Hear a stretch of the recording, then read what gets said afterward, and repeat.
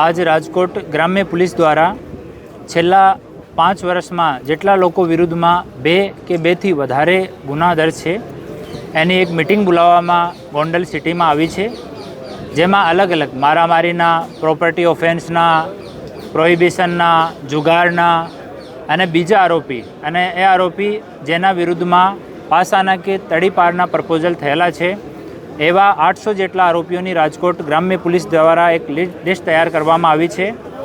800 જેટલા લોકોમાંથી આજ 400 જેટલા લોકો અહીંયા હાજર રહ્યા અને એને કાનૂન સંબંધી માહિતી અને સમજ કરવામાં આવી છે કે ગુનાખોરી અગર કન્ટિન્યુ રહેશે એના તરફથી તો પોલીસ દ્વારા કડક પગલાં લેવામાં આવશે અને ફર્ધર ઓર સ્ટ્રિક્ટ પગલાં લેવામાં આવશે। તો મેક્સિમમ લોકો एग्री થયા છે કે हमारे भविष्य में एवी गुनाखोरी में संडोवनी नहीं करवानी और अपराधनो जो इकोनॉमिक और सोशल इम्पेक्ट परिवार पर पड़े છે એના વિષય में आ लोगों माहितगार કરવામાં આવ્યા અને આ मीटिंग અમે हरेक 3 मास में करीशूँ। माननीय HM सर और माननीय DG सर की हमें कंटिन्यू सूचना रहती है और माननीय IG सर है उनके रेगुलर निर्देशन में आ कार्यवाही थी है અને આગલા માસ પણ આ કાર્યવાહી થશે।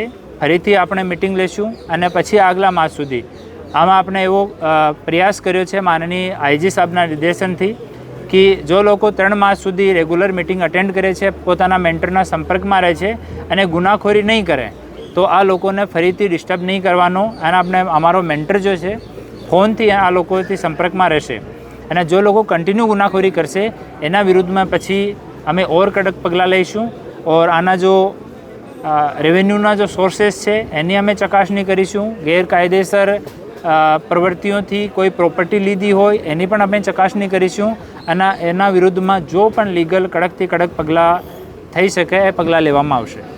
સર, આગામી દિવસોમાં નવરાત્રિ તહેવાર નજીક આવી રહ્યો છે, યુવાધન જે છે તે કઈ રીતે તહેવારને માણે અને પોલીસ પ્રશાસન છે તે કઈ રીતે કામગીરી કરશે?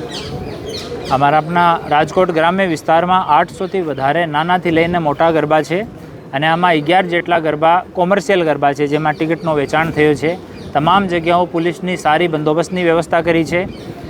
હોમગાર્ડ અને પોલીસ મળીને 2000 જેટલા લોકો ફિલ્ડમાં રહેશે પૂરા 10 દિવસ અને આ સિવાય અમારી સી ટીમની 50 જેટલી મહિલાઓ છે જે સિવિલ અને ટ્રેડિશનલ કપડામાં તમામ શહેરી ગરબામાં અને કોમર્શિયલ ગરબામાં ટ્રેડિશનલ ડ્રેસમાં કેમેરા સાથે ડિપ્લોયડ રહેશે।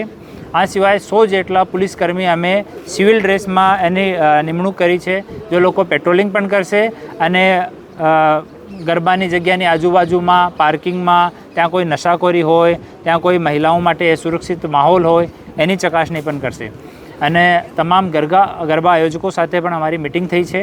તમામ લોકો એકદમ કટિબદ્ધ છે કે મહિલાઓ અને આપણે સમાજની વ્યવસ્થા જો છે એના ધ્યાનમાં લીધે, મહિલાઓની સુરક્ષાને ધ્યાનમાં લીધે તમામ વ્યવસ્થા કરવામાં આવી છે અને શાંતિથી, પ્રેમથી અને ખુશીથી નવરાત્રિનું આયોજન થાય એ માટે ગુજરાત ગ્રામ્ય પોલીસ કટિબદ્ધ છે। સાહેબ, બાળ ગુનાખોરી આવેલો છે કેમ કે સમય પહેલાં આની પહેલાં જે નવરાત્રિનો સમય હતો સવાર સુધીનો હતો, અત્યારે સમયના શું પાબંદી મૂકવામાં આવેલી છે? સરકારશ્રી તરફથી 12 વાગ્યા સુધીનો સમય આપવામાં આવ્યો છે અને ઓનરેબલ હાઈકોર્ટ અને NGT તરફથી ડીજે અને લાઉડ સ્પીકર સંબંધિત જો સૂચનાઓ છે એ સૂચનાઓ જાહેરનામા થ્રુ અને મીટિંગ થ્રુ કરવામાં આવે છે।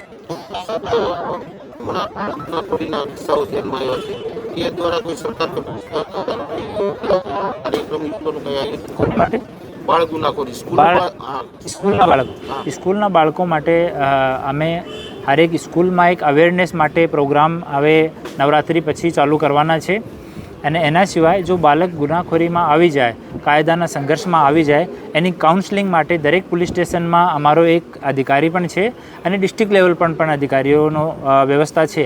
તો આ તમામ લોકો સાથે મિટિંગ કરીને અને એવો કોઈ બાળક હોય તો એની કાઉન્સેલિંગ માટે અમે પ્રયાસ કરીએ છીએ।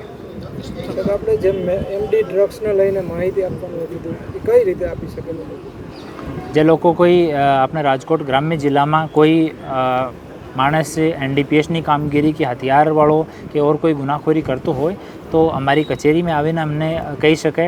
અમારા કંટ્રોલ રૂમનો જો નંબર છે એના ઉપર ફોન કરીને કહી શકે અને અમારા કોઈ પણ પોલીસ સ્ટેશનમાં ને ડીવાયએસપી શ્રીને અપ્રોચ કરીને કહી શકે. જે આને લોકલ કોઈ માણસને કમ્ફર્ટેબલ ફીલ નથી થતો હોય તો અમારી કચેરી પણ આવી શકશે કોઈ પણ દિવસમાં અને ત્યાં આવીને પણ માહિતી આપી શકશે. સાહેબ એનું નામ ગુપ્ત રાખવામાં આવે? डेफिनेटली उसका नाम गुप्त रखा जाएगा और જે કોઈ એવો માણસ એવી પોલીસનો સહયોગ કરશે તો એના માટે હું એની નામ પણ આપીશ.